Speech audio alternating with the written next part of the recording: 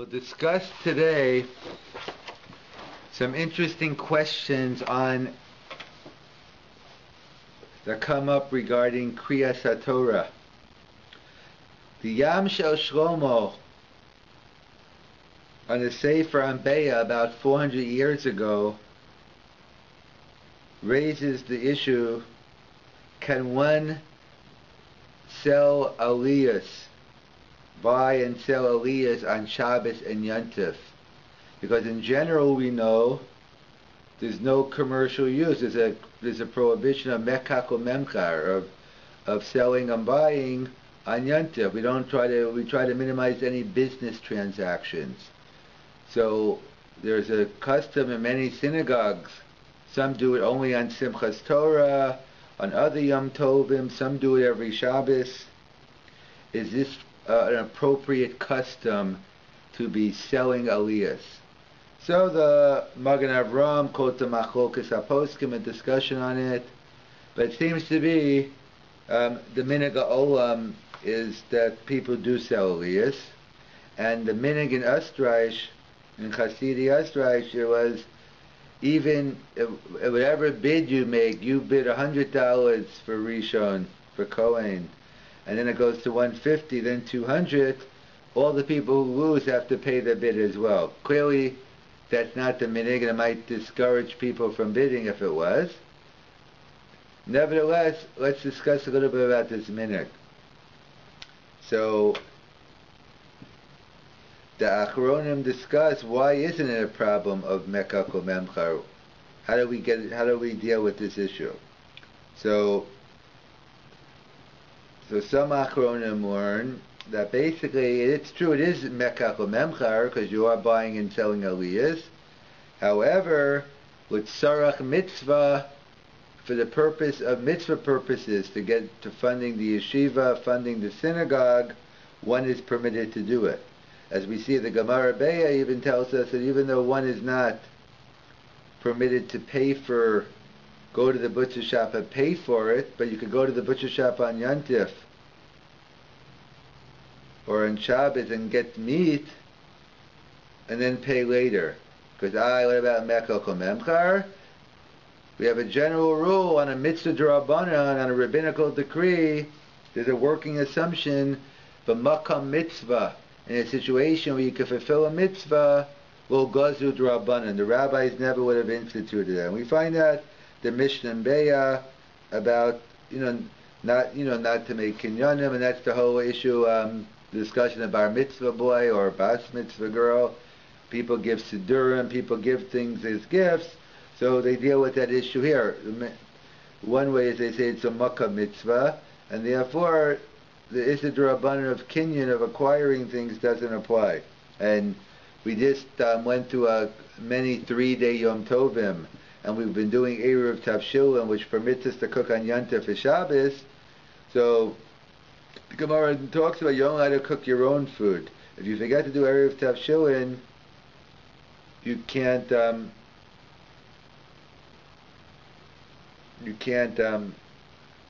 go ahead and prepare on Yontif for Shabbos. So the Mordechai discusses, let's say you forgot an Erev Tavshilin, so what about transferring over your food to someone else? It's the kinyan. So again, the same concept of makam mitzvah or gozu d'Rabbanan. So that's how some learn. Really, it is working within the mechanics of chosh and mishpat, of mekach or memchar, of business transactions. And with sarach mitzvah, for the purposes of mitzvah, one is permitted to go ahead and sell the aliyahs. Or perhaps one could argue, like others do, the Aruch HaShulchan and others, it has nothing to do with mekach or memchar at all, nothing to do with business transactions at all, because it's hard to say an aliyah has any inherent value. It's whatever people are willing to pay for, but there's no inherent value on putting a price on aliyah. So basically what they learn is, you're giving tzedakah on the condition I get the aliyah, what they call a neder al tanai. It's working midin neder. You're taking a vow that since you got the aliyah, I'm going to go give money to tzedakah. So, because there's no inherent value So the Mishnah Berurah quotes both of those ways of Mekach u'Memchar as well as the Neder, and we'll see. So that's the Chakira. So what's the practical difference? Either way we say the custom is you could sell aliyahs on Yontif, on Shabbos. So what's the difference if I say it's midin Mekach u'Memchar but l'tzorach mitzvahs mutter, that it's working with the business transaction, but for the mitzvah purposes it's okay, or it's a din in neder l'tzedakah. So it's interesting discussion, and he has many interesting. Rav Zilberstein, I think the son-in-law of Rav Yashav, and the Derech Sika, somehow all these wild questions always end up by him. Tremendous going. So he was asked the following question. So we know, even though it's a minhag for people to go ahead and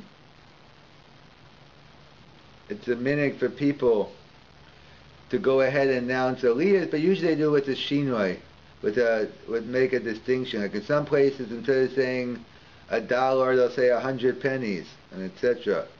It could get confusing that way. Or people just say 100, 300, 5, but don't say dollar. They don't want to do it with the shinoi since it's still a Shabbos and Yontif. So therefore, it was in Har Nov, I think, or it was in Eretz Yisrael somewhere, and it was Simchas Torah. So a person who ran back after davening to go get his children to come back for the Hakafas and for Simchas Torah. He came back in the middle of the announcement, and people were in the middle of auctioning off Chasen Torah, and they said 1,000. So he thinks, wow, it's pretty cheap this year. Maybe it's the economy. He's thinking 1,000 shkolim is cheap. Wow. And he went ahead and said bid 1,100, and he got it. And he's very happy, and he enjoys his yontif until he gets the bill in the mail. The invoice says $1,100, not 1,100 shkolim. So Rav Zilberstein raises the question, how much is this person obligated to pay? Is he obligated to pay the 1,100 shkolim or the $1,100? So again, this goes back to al chakira. If it's working within business transactions, mekach u'memchar, so we have to look to choshen mishpat to find our answer. If it's midin neder, we have to look to Yoredeya to find our answer. So if it's midin neder, it's simple then. If we're saying is a person makes a neder, he's going to have X amount of tzedakah for the aliyah, so it goes by what he has in mind. Who cares what the other people thought? I'm making the neder. When I said 1,100, I meant 1,100 shkolim and not $1,100, so it's simple, that's all I have to pay. But what happens if it's midin choshen mishpat? What happens if there's a misunderstanding? So there's a halacha by in choshen mishpat mishalei mashenena. You wouldn't, assuming everything's reasonable, but you wouldn't have bought something at an X amount of price. I only would have paid this amount. So for instance, the Gemara thing has a case where someone's father passes away. After the Shiva, they have a piece of meat. They have a bunch of cows in the backyard, and they slaughter them and eat them. And then a week later, someone comes and says, "Where are my cows?" You say, "Oh, I didn't know they were your cows. I thought it was my father's." So now, what do you have to pay? So the Gemara says over there we have a principle, Mashali Mashanenes, how much you would have paid to have rib steak or beef ribs that night. And therefore, it's a case where both are reasonable. If one's not reasonable, then obviously it's not an issue. But if it could have been 1,100 shkolim, $100, so Mashali Mashanenes. If it's Choshen Mishpat, so you wouldn't have to pay $1,100, but you pay what it's worth, so I guess in this case, maybe that's all you thought it was worth. Maybe if you think it's really worth 1,500 and you got it for 11, so that you'd have to work out. So Lamaskana Rav Zilberstein is masupik. He doesn't conclude in which direction it goes. based on the Aruch HaShulchan, and we'll see a Taz, if it's Midin Neder, so if it's Midin Neder, you just pay the 1100 shkalim. If it's Midin Mekach Memchar, so perhaps you have to pay a little bit more, because of Mishalim, you have to pay based on the benefit. I guess, of course, it's hard to know exactly what that benefit is. That's the first nafkamina is, do you have to pay $1,100 or 1,100 shkalim? So if it works midin neder 1,100 shkalim, no one says $1,100, but in Choshen Mishpat you might have to pay more than 1,100 shkalim. Next Krias HaTorah Shaila is, again, they're doing the bidding, and they're going 50, 100, 150, 200, 350, 400. So basically, you bid. The Gabbai thinks you're saying 400, when you actually said 450, and and you get it. So the Gabbai announced 400, but you said 450. How much do you have to pay? Do you have to pay 400 or 450? So again, we have to understand, is it a din in Choshen Mishpat or a din in Yoredei and Neder? So if it's a din in Neder, it's obvious. It doesn't make a difference what the Gabbai said. I said 400, that's what I have to pay. But if it's a din in Choshen Mishpat, so we know it's a meeting of the minds. You go into a store and you're willing to pay more, but the guy says, okay, $20, and even though you're willing to pay $25, you get it for the lower price. So again, we have a kula and a chumrah. Again, I guess in the case of the neder, the first case, you get to pay 1,100 shkalim. In the case of a neder, you have to pay more. So I guess it works itself out. Next case, they point out that there's a halacha that someone lends someone money. Let's say Reuven lends Shimon money, and then he's making a mortgage payment, he's redoing his kitchen, whatever the case is, and then so he feels grateful. So in Shul and Shabbos, the borrower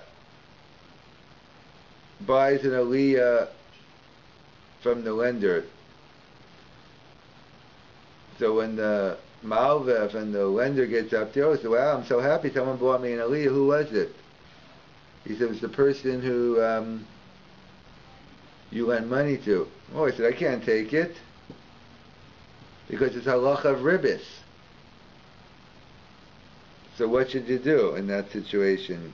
Because we know you can't refuse an aliyah, so what are you going to do now? You're up there, and so again, so if it's a din in mekach or memchar, so then it's a problem. It's a problem of ribbis, and therefore we have to see what to do. If it's out, he's just doing it to machabed him, and then do it with mekach or memchar, so then maybe it's okay to take the aliyah. So they asked whoever they quoted in this tshuva, they asked the rabbi, and the rabbi said, you just buy it yourself. Therefore, you pay for the aliyah. You're not going to make that many friends that way. But again, a nafkamina, if it's a midin, if it's choshen mishpat, then it could be a problem of ribbis. Like if he bought you something, you can't take it. But here, in case, if it's not really have any inherent value, it's just a chibutz, and it wouldn't be a problem of ribbis. We could deal with the problem of ribbis if you buy it, but if it's midin neder, you could accept the aliyah. Another nafkamina. A friend was telling me, and I'm a Levi also, it didn't happen to me, that someone on Simchas Torah, even though I did get two aliyahs, but let's say someone bought Levi, and someone bought Chasen Torah, or let's say it's not Simchas Torah. Someone bought you Levi and someone brought you Mafter. So what's the situation in terms of getting two aliyahs? So the Mishnah Brewer, the poskim called a machlokas haposkim. If one can get two aliyahs, some don't like it because, like the Chidah, that if you get a second aliyah, it looks like the first Torah you read from is puzzle. So I guess if it's in the same Torah, maybe it's not an issue. But either way, That's what some posts can argue. So it's a shaila. So the Magen Avram passes it's okay. Maker Adin we pass it's okay. However, some have a peda not to because of this concern. So the question 11. So what happens if someone bought you two aliyahs? So if it already happened, you already did Levi, and now you're doing mafter, you're up there. Okay, so you could you might as well. You're not going to make a big scene. You rely on the Magen Avram. What happens if you catch on beforehand? So, let's say you tell the Rabbi, you know what, I'm not taking mafter. So the Rabbi goes back to the guy who bought it for you and says, I'm not taking it. So he said, good, I don't want it anymore then. I only bid on it because I was going to give it to Rabbi X. Now that I can't, I don't want it. What's the halacha? Does he have a right to back out? So if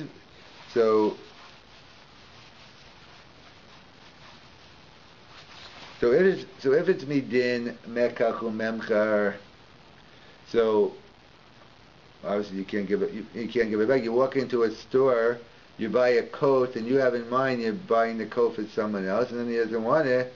You can't go back to the store. Of course, if they have a good return policy like Walmart, Costco, you could return it, but that's okay. But let's say they don't have a return policy, you're stuck with it. If it didn't mekach or memchar, so then that's it. You bought it, you're stuck with it. If it's midin neder, so you didn't have to go, so you could, if it's midin neder with tzedakah, so maybe if you had that in mind, so then you wouldn't have to, you wouldn't have to pay, perhaps. And even though in general rule, the poskim, right, we don't give two aliyahs to people, but then Simchas Torah is an exception to the rule. Simchas Torah, that the Chassan Torah, the Chassan Bereshis, usually they get a regular aliyah and then put that. That's the minhag Ashkenaz. The Chidah was always, so maybe among Sfardim it's not true, Chidah was always against getting to aliyahs. And some Gedolim, even Ashkenaz, Amahadir, they try to be machmir that they know in advance they're going to get Chassan Torah, or Chassan Bereshis, they won't take it. But most I've seen, the standard psak seems to be that that on Simchas Torah you could get two aliyahs. Even on the minhag during the regular, you haven't seen it happen, but the evidence okay, because you have the Magen Avram to rely on. But on Simchas Torah it even seems to be lechatchila. So that's another distinction. Can you give back? Do you have to pay for it? If it's a neder, so if you're not getting what you had in mind, so then perhaps you could return the money. You don't have to pay it. But because it depends what the neder was. If it was a neder that I'm only giving them, if I get the aliyah to give to him, so then if you buy a neder, if you just said it, you made a neder to give the money, so then, but then it's too late. I mean, it gets into what kavanah. So either way, so moving on to the next nafkamina is the question of the Or Sameach. A very interesting shaila. The Or Sameach discusses someone bought chazak and shishi for the whole year. That's the way they used. That was the meaning in the different places. And here's the interesting shaila. It was Rosh Chodesh, Parashas Shkolim, Parashas Vayakel Pekudei. So they can only read 6 aliyahs from Vayakel Pekudei, 1 from after, and 1 for Shkolim. So it turns out Vayakel Pekudei is the end of the book of Shemos, of Exodus. So the 6th aliyah is going to be Chazak. So what happens? One person gets Chazak and one person gets Shishi. So they asked that to the Or Sameach. The Or Sameach said, well, let's push it. The one whoever bought it first, they're the one who gets it first. Because you can't buy the same thing twice. It's a mekakto, so let's go back and see. But I think it ended up turning out that it was bought simultaneously. If it's bought simultaneously, what do you do? So Torah Sameach has a discussion about maybe giving the first person Shikai Chamishi and then the Chazak Chazak. But either way, the Stipler says he has a simple solution. He says to make a Hosafa. So if you make a Hosafa, the person's getting Shishi, and then the next person, he gets Chazak. And therefore, you make everyone happy. So why didn't the Or Sameach think about this? Because it's a general rule that when we read a double parsha, we don't, when we read a double parsha, we don't break up the parsha, we don't do asaf because we want to keep an equal amount of aliyahs. But here the disciple says, anyway, we're not doing it, we're only reading 2.5 from Pekudei, 3.5 from Hayakel, so that's what he would claim to do. So that's a shaila of the Or Sameach in terms of whoever, that this way they both could get it. And the Taz raises an interesting shaila, also very nogeya. It's the question, can you buy aliyah? Of course you could buy aliyah, as we said you can, but could you use meiser money? Could you use your charity money, or you have to use other money? So the Taz really raises this issue, because he says, the Taz thinks since there's no inherent value to it, it's more like a nedimid introduction, he says yes. Because if it's mekach or memkar, so let's say you went ahead and you bought a dinner from the shul. You bought a Seder plate from the shul. You can't use it as meiser money. You're just buying it because you need it. So if it's mekach or memkar, it can't be meiser money. But if it's midin neder, then you can. So they point out, and that's at the Taz writes, as the Rabbi Kiva Eger quotes on the Shla Kodesh, that maybe only deduct some of the amount of what the previous bid. But the minhag seems to follow the Taz that we use meiser money to buy it, or else we'd have a lot of problems.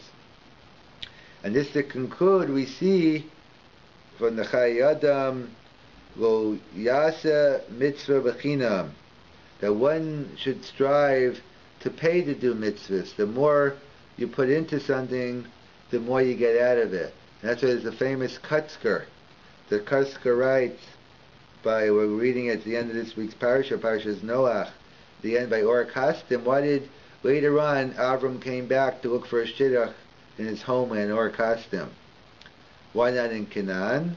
So the Kutzker writes, because in Canaan everything was going well, they had parties, people liked the food, they didn't really have any principles, they're interested in Kiruv, but in Or Kasdim, where if you didn't follow what they wanted, they'd throw you into the fiery furnace.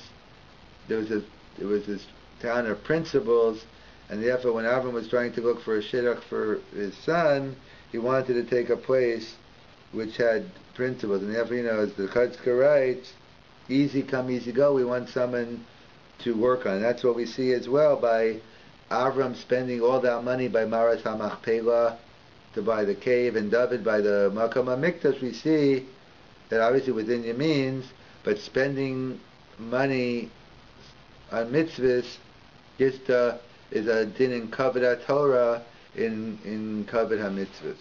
So we'll discuss Minyani Krias HaTorah, that it's not limited to Simchas Torah, but so many questions come up over Yantif, and it could happen, depending, as we'll see on the minhag of the shul, it could happen all year round. But one of the things unique about Simchas Torah is that the Mishnah tells us in Megillah that generally speaking, it goes through the aliyahs, 3 aliyahs, 4 aliyahs, 5 aliyahs, 6 and 7, 7 for Shabbos, 6 Yom Kippur, 5 Yantif, 4 Rosh Chodesh, which we're in right now, Rosh Chodesh, Mar Cheshvan, and then normally 3. So the Mishnah says you don't make Hosafas and you don't make a Haftorah. So the Mishnah seems to equate both of them together, and the way Rashi learns, it's a din in Bitul Malacha. That it's a din when you're not working, then you could have Hosafas, and then you could have have a mafta. But a day where people go to work, there's no din of bitul malacha, so then we don't want to be not triach to tzibor. So why would Shabbos be different than Yom Kippur? No, in terms of no, that's based on Rashi. No, Rashi is not explaining the number of aliyahs. Rashi is explaining why we don't do why on Shabbos and Yom Tov. The Ran explains. The Ran doesn't necessarily disagree with Rashi. He just makes another point. He says the aliyahs signify the kedushas hayom. So according to the Ran, so we always have a question. What's the holiest day of the year? Is it Yom Kippur? Or is it Shabbat, Shabbaton? Or is it Shabbos? So that is a discussion, but the Ran is clear on his opinion. Shabbos. The Ran holds Shabbos. How many aliyahs you have in that day is an indication, is a siman of the Kedushas Hayom of that day. So the Ran writes, so he says you have 5 aliyahs on Yom Tov, 6 on Yom Kippur, and 7 on Shabbos. And that's how he explains why no Hosafas, because if you have a Hosaf on Yom Tov, you're turning Yom Tov into Yom Kippur. If you have a Hosaf on Yom Kippur, you're going to be confused in terms of the Kedushas Hayom. So that's why the Ran agrees with the Bitul Malacha, but he explains the different levels of 5, 6, and 7. So it's interesting to know, as a general rule, we have Hosafas on Shabbos, as the Mishnah tells us. And even though Meikar Adin, you probably we can have them on Yom Tov, but the minig is on Yom Tov that we don't have Hosafas.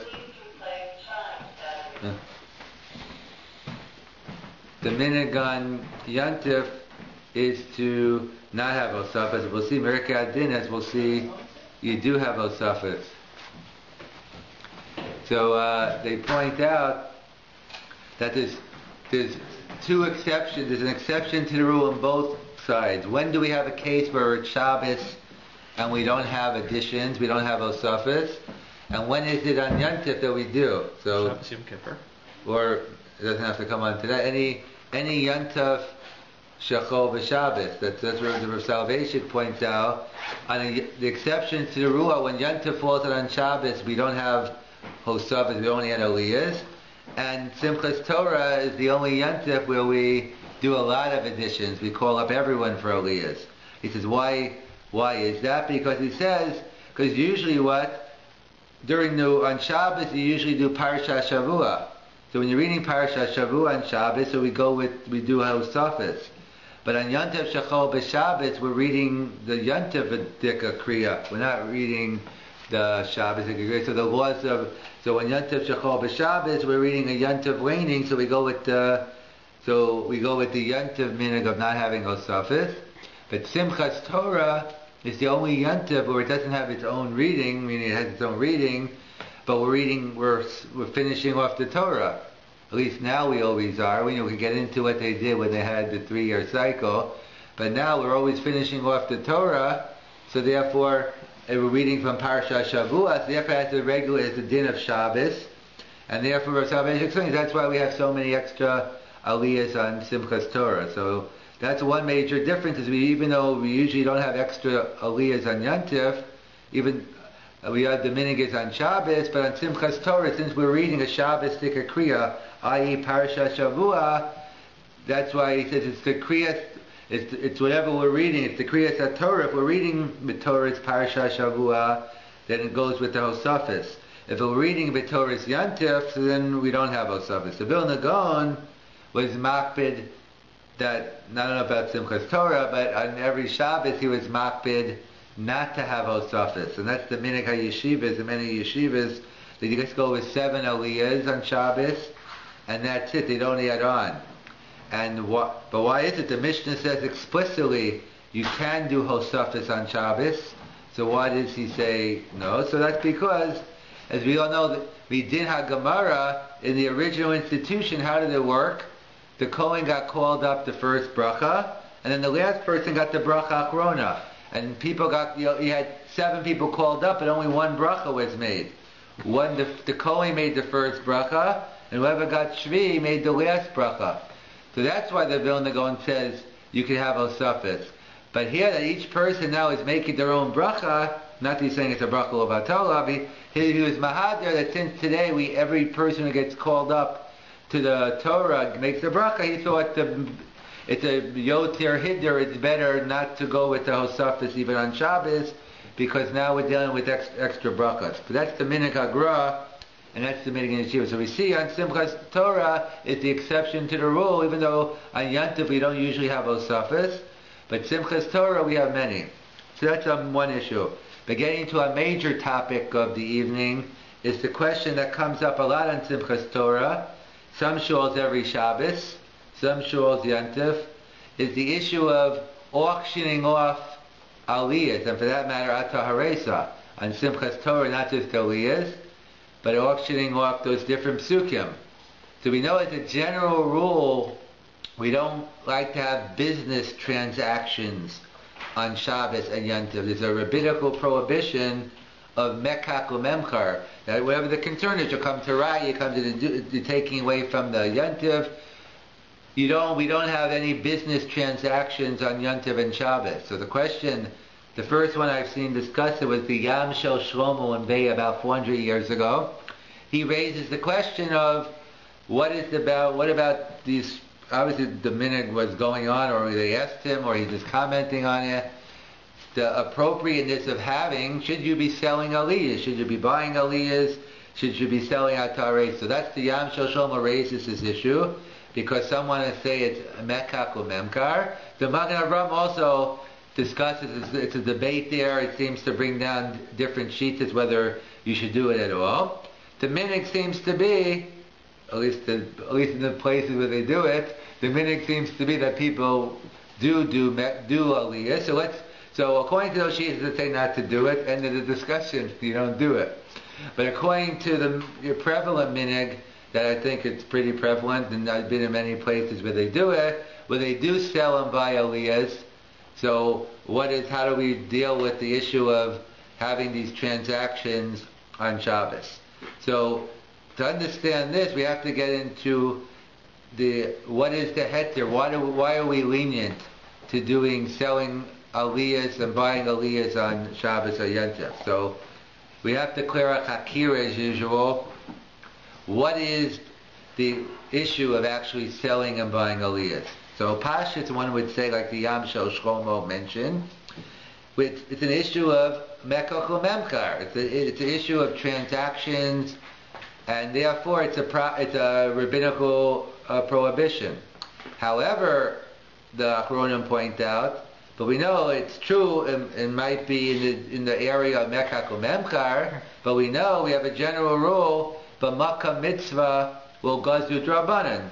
So it's true that ordinarily just to do this for fun, or to do it for recreational purposes, or to do business things, you're right, it is a problem. But here with tzarach mitzvah, Krias HaTorah, we'll get into the idea of paying for an aliyah, giving more chashivas to something. So b'makkah mitzvah, the poskim say it is a din of mekach u'memchar, but b'makkah mitzvah lo gazu drabanan, like the Gemara says in Beya, that you're allowed to go to a butcher shop on Yantif and you need food for Yantif. You're allowed to go and pick up food, transfer of ownership, which is, that's the Mishnah Beya, about not taking off Truma Meiser. So either they discuss the issue of mekach u'memchar and the issue of transfer of ownership. So even though normally you can't have kinyanim on Shabbos and Yantiv, but the Gemara says, b'makkah mitzvah, obviously you're not going to pay now, you'll pay later, but it's okay, but makkah mitzvah, one is permitted to engage in this transaction. Or what's the actual kinyan? No, I guess in terms of that now transfer of ownership, there was the butchers, and now he's giving. But I'm talking about the aliyahs. What's the actual ma'aseh? Oh, that's why we're getting. That's going to be debate. But the other sheet, but there is nothing going on here. That's what. Right. So it's clear in that case in the Gemara and Beya there is something going on, and also let's say the famous Mordechai. We're familiar with Erev Tavshilin after the past month. It was a big 3-day Yantif, and we got to use Erev Tavshilin in order to cook on Yantif for Shabbos. So let's say a person forgot to make an Erev Tavshilin, so assuming the Rav didn't make it for you, so you can't cook on Yantif for Shabbos. So the Mordechai raises the question, so okay, good, so my friend made an Erev Tavshilin, I'll give him my food, and then let him cook it. But what do you mean? How could you do it as a transfer of ownership? So that's what the Mordechai writes. But Makam Mitzvah will go through Drabanan. So we see if you're working, we did Mekach. If according to those opinions that this Aliyah thing is working, we did Mekach Memchar. So we're saying Makam Mitzvah, it's okay. But as Rabbi Hafta is mentioning, the other sheet is saying the Aruch HaShulchan. We'll see our Taz later. What do you mean Mekach Memchar? There's no inherent value. A lot of people might want the aliyahs for many different reasons, some good reasons, some not so good reasons, but there's no inherent value in aliyah. It's something, so what do they say? So what's happening here? It's basically, what you're doing is, you're giving tzedakah al tanai that you get an aliyah, like a neder with tzedakah. That's how these achronim work. It has nothing to do with mekach memchar. There's no transaction here. What are you doing? You're not buying, going in and buying some clothes, buying food. There's nothing inherent about the aliyah. You're basically making a donation. You're making a vow that you're going to give charity. So on Erev Yom Kippur, if you go to the Tehillah Center down the street, they auction up the Parnasa, opening the Rosh Kodesh, and the next one. And this is like right after Kol Nidre. So this is, you're making a neder for tzedakah immediately after Kol Nidre. Kind of interesting. Right after you can't. So now it makes showing they're making the right neder, right? But that's what it'd be, right? And that's the concept of neder b'yesara. And some people think that people have appeals on Shabbos and what's the praise? So many people say no, that it's dafka. That's the time before Yisro and you're making a neder b'yesara. We learn from Yaakov Avinu, but we'll get to that. So either way, there are two schools of thought on what is the potential, what would be the problem, or there is no problem. Why is there a heter? Why is it not a problem of buying and selling aliyahs or anything else? So the first approach is it is a general din of business transactions. However, b'makam mitzvah, it's okay. And the second approach has nothing to do at all with business transaction. It's a neder with tzedakah. You're making a neder. So the question is, bottom line, we assume that the minig is that it's good. So my nafkamina. What's the practical difference if I say the heter works out mekach memcha b'makam mitzvah, it's okay, or it's a din and neder with tzedakah? So the nafkamina would be is we have to know which Shulchan Aruch to look into. Do we look into Hilchos Choshen Mishpah? If it's a mekach memkar issue, then we have to go by the laws of Choshen Mishpah. We deal with business transactions. If we're going to say it's a din and neder, so then we have to go, it'll be a Yaradea Dikadin. So let's go see some nafkaminas on that. So there's an interesting question I saw in the Rev Zilberstein. I think he's the son-in-law of Rabbi Yashav in Israel, something like that. He has these very interesting, like all these svarim, interesting stories. Somehow all the wackos seem to find them. All this amazing, stuff you can't even dream. I love reading it because who would ever think of questions like this? And he always has a very interesting questions. And so one is relating on Simchas Torah. One is as follows. He says, so people, I guess it was the morning because we're talking about Chasen Torah, Chasen Bereshit. So one of the Hasidim, I think it was in Har Nof, the question was, and he came to shul. They started, auctioning off the aliyah. So the chassid ran home to get the kids because he wanted his kids to get hakafa. So he ran back, and in the middle of the auctioning off. So they're in the middle of Chasen Torah, and they're screaming out. They're up to 1,000 for Chasen Torah. So the guy says to himself, like, wow, must be the bad economy this year. That sounds pretty good deal. 1,000 to get the finishing off the Torah. 1,100. It's yours. He wins, and he's very happy. He's celebrating his day until he gets the invoice after Yontif that he thought it was 1,100 shkalim that he was auctioning off for, but it was actually $1,100. And let's assume both are reasonable, to assume. So the shaila is, what does he have to pay? Does he have to pay $1,100? The reason why, there's only a minute. The reason there are different shuls have different minhagim in terms of making a shina. I guess they're working with the mekach memkar angle, that they don't want to actually say it directly. So let's say they'll say 100 pennies instead of $1, or it gets very confusing. You have to figure out how many. Or they'll say they'll just say 100, but they won't say $100. They'll say, so therefore, here he walked in, he assumed it was shkalim, they knew it was dollars. So that was the shiloh they asked Rav Zilberstein. So he said, well, it depends on our chakira we just gave. So it's simple. If it's a din, so we have to know, do we look to Choshen Mishpat or do we look to Yeredeya? So if it's a din of neder with tzedakah, it's simple. It doesn't make a difference what you thought. It's what I'm the one who made the neder. When I said 1100, I knew what I meant. I meant shkalim. That's what I'm paying. And that's what, however, what about if it's a din in Choshen Mishpat? So that he says it's not so simple then. Because we have halach in Choshen Mishpat, Mishali Mashenene. There's a Gemara and a post can talk about in Shulchan Aruch.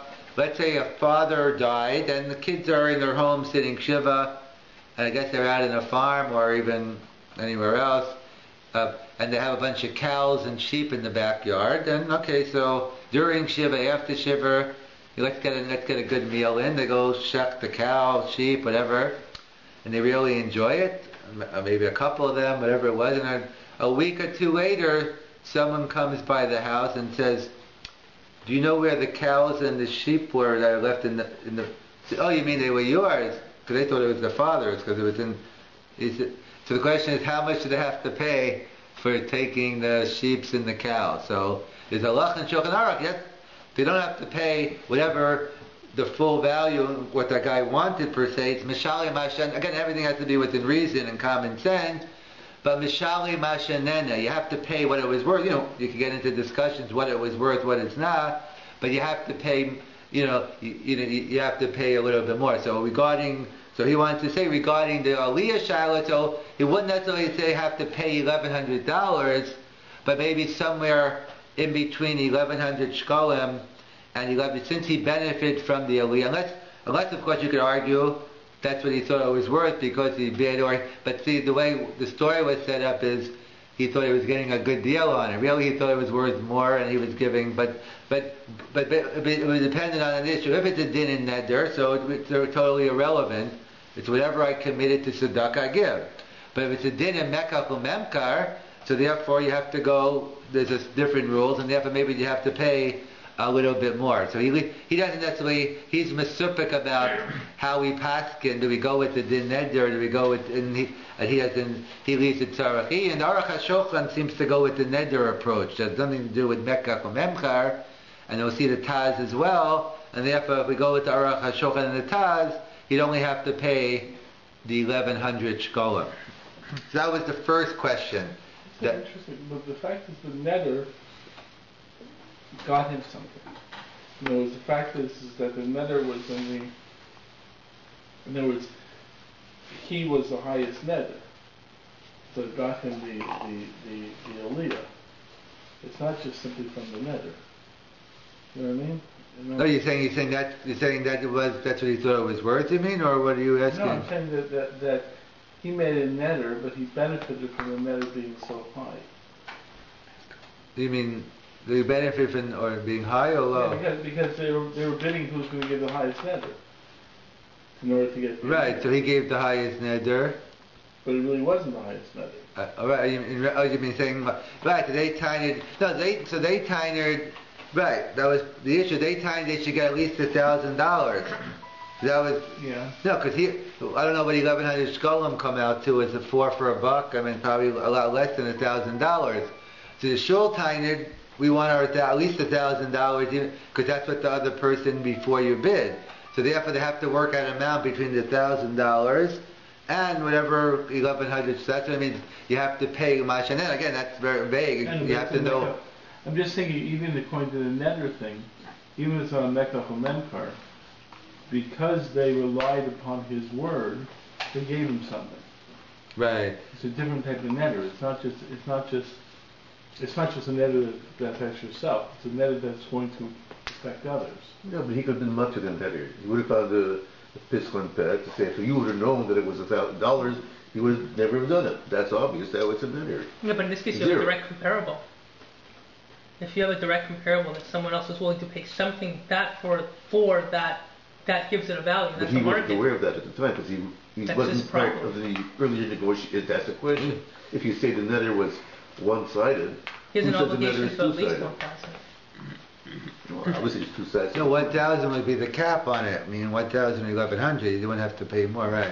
But that would depend. That would depend on this issue. Are we looking at it as a kosher mishpat issue or not? I'm saying in the nether, it's Right. like with You're just Kol saying Nidre. it's not the classical. It's still midin the dharma. You're saying Kol Nidre, yeah. you have that idea with Kol Nidre Yeah. that nether doesn't apply. The Kol Nidre doesn't apply to a nether that affects others.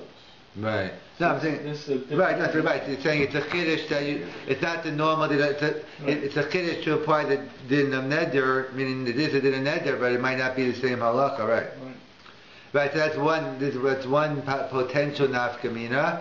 Another case is as follows: that let's say a person, let's say in shul again, they're auctioning off aliyahs, and so Kohen, Levi, so it is, okay, 100, 200, 500, 600, and let's say they're going in orders of 50, and it's 600, the guy says 700. And the guy says, okay, it's yours, 650. He didn't hear what he said, he just assumed it was 650. So I said, the person buying the aliyah said, I'll pay 700 for it. But the Rabbi who announced it, he said, okay, it's sold to you for 650. So which one is he chayiv to pay 650? Is he obligated to pay 650 for the aliyah or 700? So again, it would depend on this issue. If it's a din of neder, so who cares what the Rabbi said? I committed that I want to give $700 to tzedakah, so I'm chayiv to give you $700. But if it's a din of kosher mishpat, so then you wouldn't have to, because the kosher mishpat, you walk into a store, you're buying a hat, gloves, whatever. You're down on Orchard Street or wherever, you go downtown where you bargain, and basically you say, I'll give you $100 for it, and the guy says, I'll give it to you for 80. So even though you said 100, doesn't make you, there was a meeting in the mind at 80, so it works in Mekach or Memkar, so then you'd only have to pay the lower amount. So it depends on the case. You could have last time it turned out, that maybe kosher mishpah you have to pay more. In this case, you'd pay the less because that's what the guy agreed to sell it for that amount. But if it's midin neder, so you're obligated to pay whatever amount of money you said you were going to give to tzedakah, you'd have to. That'd be a second nafkamina. A third case would be as follows. Let's say there's someone, usually when someone does you a favor, so you like to pay them back, which will lead to the problem of potential ribis problems. Ribis, it's literally getting interest, but if your person's if you're doing, because he did you a favor, you're doing something for him, that could be, a din of ribis as well. So the case was as follows. Let's say Reuven lent Shimon money for a down payment on a house, for a business. He gave him a loan to redo his kitchen. Whatever the case, a malven lova, there was a borrower and a lender. Okay, so it's right before Yantif, so it's now they walk into shul, it's a shul where they auction off the aliyahs, and he buys it, Shimon buys an aliyah for Reuven. For the borrower buys an aliyah for the lender. Okay, but he doesn't know, so they call up Reuven for an aliyah, and now he says, oh Grim, he's so happy, someone got me an aliyah, by the way, who was it? He said it was Shimon. Oh, he said, I can't take it. It's ribis. I can't take the aliyah. That's a prohibition, at least at a rabbinic level, of taking, so he said, and on the other hand, you can't refuse an aliyah, so what do? I can't take the aliyah. If I do, I'll be violating him. He's only doing it because I lent him the money. It's just like I'm taking ribis because he's doing me a favor for it. On the other hand, I can't just refuse an aliyah. So what? How much does he? So, what's the situation here? So it depends. So it has to be a repayment. Yeah. So if we're saying this is working, we did mekach or memchar, then this is a shayla. This question is assuming that it's a mekach or memchach issue. It's an issue of ribis, and therefore we have to deal with the question of ribis. If it's a din of I just gave you, there's nothing substantial here. I'm just giving you a cover, and So whether you like it, the covet already happened, I already called you up, there's nothing to do about it. So Lamaisa, in the case where I saw where they quote in the, so they asked the Rav, what should he do? So the Rav, so the Rav told the guy who got called up, you should pay for the aliyah.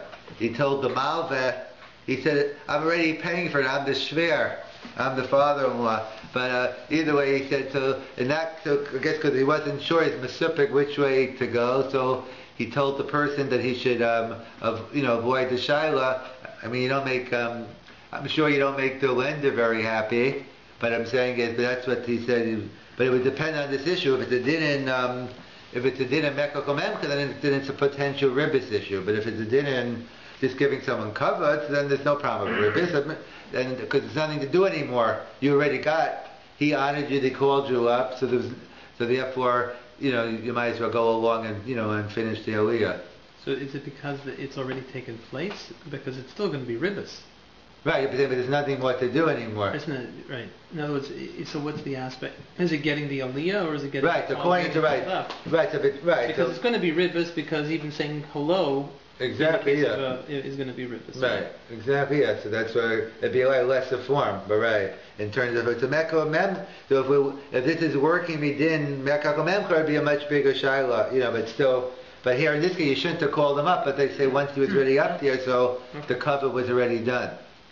Another interesting shaila regarding this issue is there's a or sameach. The or, actually before that, there's another shaila is a general rule. There's a discussion. Can a person get two aliyahs in one Krias HaTorah? I.e., could I get Levi? And could I also get called up for maftir? So that's a discussion in general, nothing to do with, in fact, has to do with all year round. Is one permitted? So some, the poskim, some say it's not a problem. Others don't like it. They say if you get a second aliyah, it looks like there's something wrong with the first Torah you're in. I guess that's only assuming that you're actually reading, if you only have one Torah and it's the same one, but that's what the poskim bring down. Some poskim have a kpedi, you shouldn't get a second aliyah because it looks like there might have been something wrong with your first aliyah, but that's not ma'ikar adin. You could get two aliyahs every Shabbos in theory. But so the child is like this. So let's say it's Simchas Torah, whatever it is that's called Simchas Torah. So someone says, you know what? They want to buy me Levi.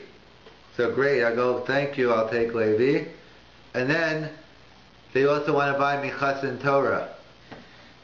So the question is, which I happen to get both this year, but I'm saying, so the question is, so obviously, the minig is that you can do, especially on Simchas Torah, minig Ashkenaz is to do that. In fact, you should get an aliyah. The minig among the Sfardim, at least the Chidah, he says never get two aliyahs. So the minig Ashkenaz, so I know some Gedol, I heard like Rav Pam, the one from Torah V'das, he was mahadir that if he knew in advance he would get Chasen Torah, he'd only take one. If he knew in advance, a lot of times you don't know until I guess it depends how the shul works when they do the auction. But so if he knew before, he'd try to only get one. But Vikar Adin Ashkenaz, you could get two aliyahs. Certainly on Simchas Torah, the minig is two. But the minig, I'd say, I don't really see it happening too much on not Simchas Torah. So the case is like this. So let's assume you're not going to get two aliyahs. It's not. So the question, let's say you want to be mahadir, only to take one aliyah. So let's say someone buys Levi and gives it to me, and then it comes to Chasen Torah, and he wants to give it to me. I say, well, I'm very machmir on this issue. I only take one aliyah. Sorry, give it to someone else. I'm not taking it. Or maftir doesn't have to be Chasen Torah, and it could be a regular Shabbos or Yantiv. So he says, okay. So I tell the guy, go back and tell the guy I don't want maftir. So he goes to the guy. The guy says, well, I don't want to. I'm taking back my pledge. I only gave $500, so I could do it. I don't care. I'm not buying it for someone else. So what's the halacha? Is he bound to pay for that maftir, or could he say, what are you talking about? I only gave it on that. So again, we have to see, is it a din in Choshe Mishpat or a din in Hilchos Nedarim? So what would happen if you went into a store You buy a coat thinking, you know what, I'm buying a coat for my friend, for my wife, or whoever. You bring it home, like I hate it, or I already have it, you got the wrong thing, or if you go back to the store. Again, so in fact there was an article in the paper yesterday about who has the best refund policy. Costco is up there. So of course if the store wants to refund you, that's a separate question. But let's say they don't. Do you have if you bought the coat or whatever you bought in the store, and you go back to the guy and say, well, the guy had it. Okay, it's your problem. I don't care. I sold it to you. And so if it's a din of mekach memcha, you can't just give it back. However, they point out, if it's a din of neder with tzedakah, I guess it was clear you had in mind that you only give when you bought the aliyah or you made the neder tzedakah. Again, if you just bought it and you decide later on, then it wouldn't help you. But perhaps if you knew in advance, okay, I want to give it to the Rav or whatever, and therefore when I found it wasn't there, I never had kavanah. I wouldn't count as neder. So according to Choshen Mishpat, it's not so simple. You could be stuck with it. If you work me did neder, so there's more room to that you wouldn't necessarily have to give it. They could give maftir to somewhere else. So again, another potential nafkamina, whether it's a din in Yeridea or a din in Choshen Mishpat. Here's an interesting one. So, say for example, before on Yom Tov, Reuven's person A says, "I'm going to buy this specific aliyah for something. I don't remember what it was." And then he's late. He's late to shul, and they're looking desperately to find somebody to take this aliyah, but this person has already paid for it or made a commitment to pay for it. But the person but paid he's not for there. It, and the assumption was he was going to take it He's himself. taking it for himself. Right. Okay. Now it comes time to show he's not there. He's not there, but you're waiting. He's not showing up. So you gotta move on, and you choose somebody else. The person is he now committed to give the money that the first person committed for that aliyah. So that person doesn't want to, or he can't, or but there's no one else. Say it's a Levi or something like that, and there's only one other Levi. One wants to buy, one doesn't want to buy.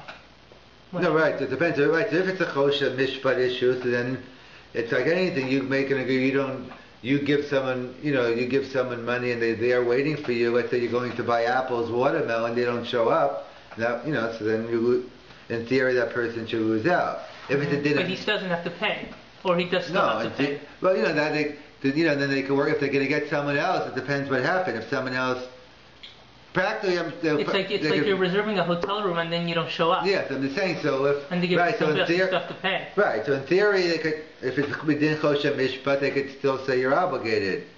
If it's within Neder, then we could discuss it. So it depends. I guess we could. If it's Choshen Mishpat, we could say Mishalim Hashanem. We could work out maybe. Let's say that they only got 50 instead of 100, so maybe you'll make up the 50. Then. In terms so you're still of that. So the person who didn't show up is still obligated in some way. Yeah, so if either way, because that's the case where he's not fulfilling his, he's not doing what he's. Other case was, I said I want maftir, but in this case he's being negligent. He made a commitment, whether the commitment was b'torah's neder or b'torah's mekabemkar. If I don't keep my commitment, so then it's my problem. And if I say, well, it was a contingent commitment. Exactly. You argue that. Well, see, children. You argue it was a contingent commitment. Had he known that you were not going to accept it, no, but he never would have made the option. I know, but here it's saying it's his negligence. He didn't show up. I'm saying like you buy tickets at the gate ahead. Mm-hmm. So I'm just saying, but if I don't come, so maybe they can't give it. If they give them out and they get the money, then maybe they shouldn't be charging me. But let's say they could tell someone, sorry, there's no extra tickets. These 2 tickets are here. The guy's missing the game. Who cares? So I'm just saying here is the case where the person who made the commitment is negligent. Here in the other case, the fact that I turned down maftir had nothing to do with him. It wasn't his fault that he didn't know I was going to. Someone else bought me Levi. So I mean, perhaps you can make a distinction on that. But another interesting case is an Or Sameach, and another amazing case. The Or Sameach discusses the following question. He says, I guess apparently, I don't know if they still have it today, but in certain places, they auction off things for the whole year. Like, so a person says, I want chazak, I get chazak for the whole year. Shishi's a chashav aliyah, I want shishi, you want shlishi, whatever the case. And people auction off different things, they lock in for the whole year.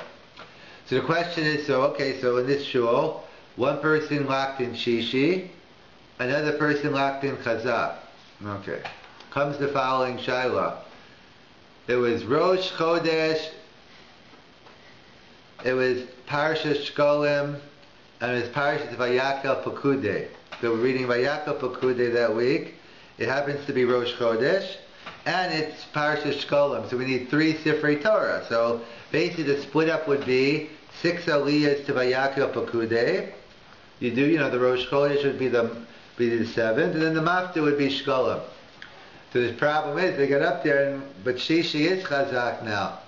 So who gets the Aliyah? Does the person who committed to Shishi get it? Or does the person, because Shishi is Chazak, you're finishing Vayakel Pekudei on Shishi. That was the Shaila they asked the Or Sameach. So the Or Sameach, sometimes the most simple answer is always the most profound. He says, oh, what's the Shaila? It's very simple. He says, who bought it first? Did the guy who buy Shishi, did he bought it first? Or when did it happen? It says, the calendar existed when they were doing it. It wasn't like it was something a Davish Shelo B'Olam. At the time you bought those Shishi Chazak, everyone knew the calendar. So it's like anything. If the second person who buys the same object, the person who bought it first gets it. It's a mechak. There's no acquisition. So let's go find out. So that would have been, so he said, however, in that specific case, they came back and told them it was bought simultaneously, bavas achas, because how could it be done bavas? Because apparently what happened was, on Simchas Torah, whenever it was, they said those people were renewing. So they announced, all those people, the following people announced they want to renew for next year. They said Shishi, so they re-announced them all at the same time. So what would you do then? So there's an interesting Stipler. The Stipler, he says, he has a different suggestion. He's not sure why the Or Sameach didn't suggest this. He says as follows. He says, you know what you do? He says, you make a Hosafa. He says, at Shishi you make a Hosafa, so Shishi gets to Shishi, and then the Chazak gets to Chazak. It seems pretty simple. So why didn't the Or Sameach think of that? So it could be, what? I like to grow.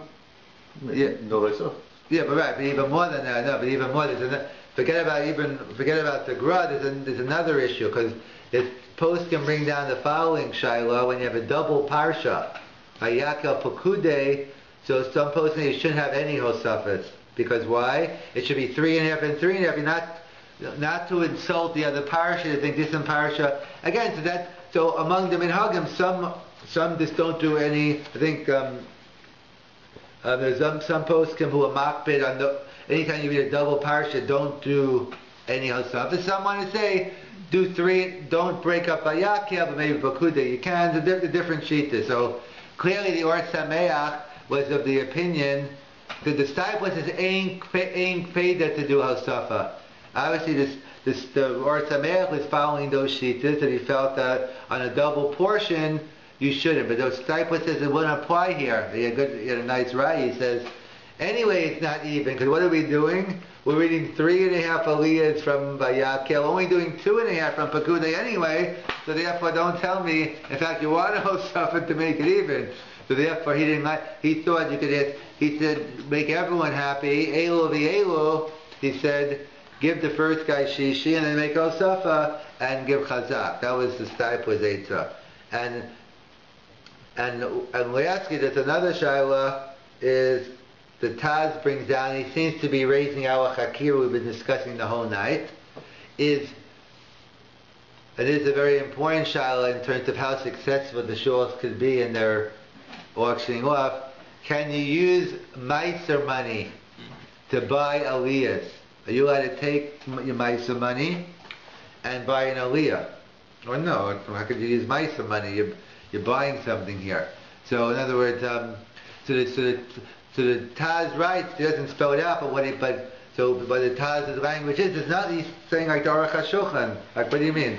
There's no inherent value, you're not really buying anything. So for instance, everyone would agree, if you went to the shul, let's say they were selling challah covers, kiddush cups, etc., menorahs, you can't take some money and buy it from the shul. But you're getting something. The question wouldn't even begin. He said, but the Taz right, but by an aliyah, there's nothing there either. There is no mamachas. So therefore the Taz says, it's not working midin mekach or memcha, there is no mekach, there's nothing here. It's working like the Aruch HaShulchan, right? It's working midin neder. It's just basically a person's making a neder with tzedakah. And therefore the Taz says one is permitted to use the Maisa money to buy aliyahs. The Rabbi Akiva Eger quotes from the Shlah HaKodesh that says that he gets into a difficult discussion. He wants to say that you can only take off Maisa money. Let's say you bought it for 250, but if the last bid was 200, he says you only could take off $50 because that money was going, even though it wasn't your money. And it's a difficult cheshbon they have there. No, but why would it be Meiser? I mean, the stuff at the shul doesn't. I mean, right. I mean that's not Meiser, but we call colloquial tzedakah. Not. I mean, if it's colloquial tzedakah, then what's it? Then the only issue is real. It's the 10%. Yeah. But they're. I guess right. They're so exactly because they use it a lot of times interchangeably. Right. Exactly. Right. Yeah. It's unclear exactly because even if it is, who says you have to give Meiser maker? In terms of that's a separate issue. So the Rabbi Akiva Eger quotes the Shlah who's machmir. However, I think the minhag is, or else we wouldn't be as successful in our auctioning off in shul. That the minhag is people use Meiser money because we're assuming it's a neder with tzedakah. It's not a din umekach umemchar. So this issue that the Yam Shel Shlomo raised, this issue of selling aliyahs, buying aliyahs, whether it's a din, of mekach umemchar, of a makam mitzvah. That's why it's mutter. It's a din of neder tzedakah. We had many nafkaminas. We had the case of Rav Zilberstein. Of whether the guy walked in, he said 1,100, whether it's 1,100 shkolim, $1,100. Then we had the case where the gabbai you said 300, the gabbai said 250. Again, it'll be an issue of neder. But then we had the case with malva and love. Is it an issue of ribis? And then we had the case of someone who's makbid not to take two aliyahs, and the guy bought him, waving him after, does he get his money back or not? And the Or Sameach's question, the Or Sameach's issue in terms of we had the Or Sameach in terms of Chazak or Shishi, and then we had the question of the Taz, and it also seems to be revolved around the same issue in terms and both we see it, and to conclude, we see the Chai Adam right in Kol Mitzvahs. We see the chashivas of not to take mitzvahs bechinam. That there's something about showing a kavod HaTorah, especially today we're talking about buying aliyahs, is an Indian of kavod HaTorah. You shouldn't try to get things free, but you should, if there's an Indian of paying for something, and it's part of giving it, definitely in our society we understand how paying for something gives it more chashivas. And not only that, the Zohar writes something al pi Kabbalah, I don't know what he's talking about, but he talks about klipas, that there's a klipa of getting stuff free. What do you mean? You see the people going around, looking to get everything, not paying. I guess cutting out coupons is okay, but in terms of people trying, not to pay for things, and again, buying something within your means doesn't mean going out and putting yourself in a poor box. And we see this Indian even halacha, the Chai Adam, about one should try to be if you have an opportunity for kavod HaTorah, it's important to give money to it. It gives it more chashivas, and therefore just to conclude, that's why just to conclude with the Kutzker. The Kutzker Rabbi, later on in life he became more famous and popular, and then he left his Rabbi. He was looking for his own town to move into. So he was going around to the towns, and he went to try different towns, and people all wanted him. They knew about the Kutzker, everyone wanted him. And finally he goes to a town where he walks in, the people are throwing like mud at him, esrogim, like in the Beis Hamikdash, they're throwing tomatoes. He says, "This is a shtat. This is a town. I'm moving into this place." Because the Kutzker was very tough. Even he wasn't in the politically correct game. He said it the way it was. So the Kutzker writes as follows. He says he asked at the end of this week's parasha, will tie in the parsha as well. He said, we all know that when Abraham was willing to give up his life in Ur Kasdim, according to the Medrash, and later on we know he moved out, and then when he was looking for a shidduch for his daughter, so he sent Eliezer to go back to his hometown, Ur Kasdim. Why not? Because it's a famous Kasha, the Drushas Haran also. But we said, why go back to? Why did he go to? Why did he want to go back to Ur Kasdim? What about Canaan? Everyone was happy. He was Magaria Gerim there. They were all accepted everything. So the Kotzker writes because in where he was now, when he was Magaria people, Kiev today, you get them in, you bring them in for a good meal. You try to get them, you try to get them in, and everything's nice. But who knows when you're not offering a free meal at the shul anymore? Let's say who comes back, or you're not offering that. So it's good. It's good that they're coming, but who knows what principles they really have, or a custom. They're willing. If you don't follow what they want, they're willing to throw you in the. That's a place of principles. I like that kind of place. Those are the people I want. But the point being is. Because the Kotzker is saying the same. He said, easy come, easy go. That usually it's effort you have to put in for your Krias HaTorah, and that's 100% true. But on this issue, they also, in addition to putting the Gia, by spending money on different things, by buying aliyahs, buying aliyahs, and giving money for Torah, that you're showing your chashivas for Torah, and that's what we see. By Avram, by Marat HaMachpelah, he didn't want it free. No, I'm going to pay for it. And David, by the Bakam HaMikdash, the guy they offered him free, no, I dafka want to pay because in addition, you want it to be yours, but in addition, you want to show, no, this is a holy spot, I want to give kavod Torah, kavod to the Makam, and therefore, when you pay for something, you get to an extra level of kavod.